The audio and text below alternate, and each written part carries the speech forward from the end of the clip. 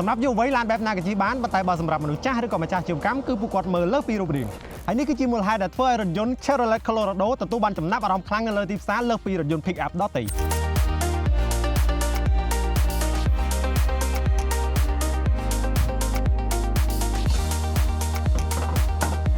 កម្លាំងហើយនឹងភាពសំចៃគឺជារឿងចម្បងសម្រាប់ Chevrolet Colorado នេះគឺកម្លាំងបានរហូតដល់208សេសក៏ដូចជាកម្លាំងរមួលបានរហូតដល់510 Newton meters ហើយអ្វីដែលកាន់តែពិសេសទៀតនោះគឺ100គីឡូស៊ីម៉ាស៊ូត្រឹមតែ7លីត្រកន្លះតែប៉ុណ្ណោះហើយមានទៀតបងប្អូនអ្វីដែលធ្វើឲ្យរថយន្ត Chevrolet Colorado នេះពិសេសលើសពីឡាន Pick-up ដទៃយើងអាចទៅមើលខាងក្នុងទាំងអស់គ្នា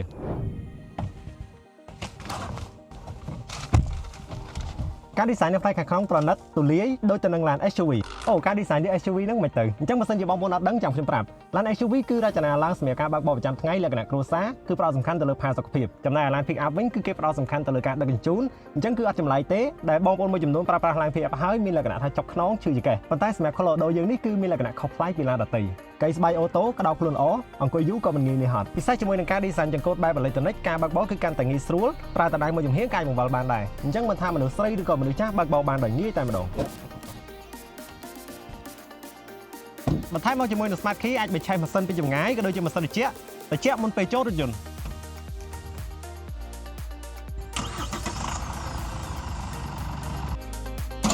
លើកឲ្យបានដាក់គូឡាន3ញ៉ាំជោគបញ្ឆេះឡានចោលទៅពេលទៅចូលជិះគឺត្រជាក់ស្រួលហ្មងបូមតុនកាត់បន្ថយរលាកបានខ្ពស់ប៉ុន្តែនៅតែរឹងមាំអាចផ្ទុកឲ្យបានជាង1តោនផងដែរចំពោះផ្នែកប្រព័ន្ធសុវត្ថិភាពវិញក៏បានបំពាក់មកនឹង option យ៉ាងពេញលេញមុខងារ auto brake ជំនួយហ្វ្រាំងដោយសោយប្រវត្តិមុខងារ blind spot មុខងាររក្សាចង្កូតនៅក្នុងគន្លងសុវត្ថិភាពហើយនឹង adaptive cruise control ជួយឲ្យការបើកបរកាន់តែមានទំនុកចិត្តនិងសុវត្ថិភាពជាងមុនដូច្នេះបើសិនជាលោកអ្នកកំពុងតែស្វែងរករថយន្តមួយគ្រឿងដែលអាចបំពេញការងារដូចទៅនឹងរថយន្ត Pick-up ពិតប្រាកដប៉ុន្តែមានផាសុកភាពដូចទៅនឹងរថយន្ត SUV អាចក៏លេចមកមើលរថយន្ត Chevrolet Colorado នេះបានហើយគួរតែមក test drive ផ្ទាល់ដើម្បីទទួលបានបទពិសោធន៍ពីឡាននេះពិតប្រាកដ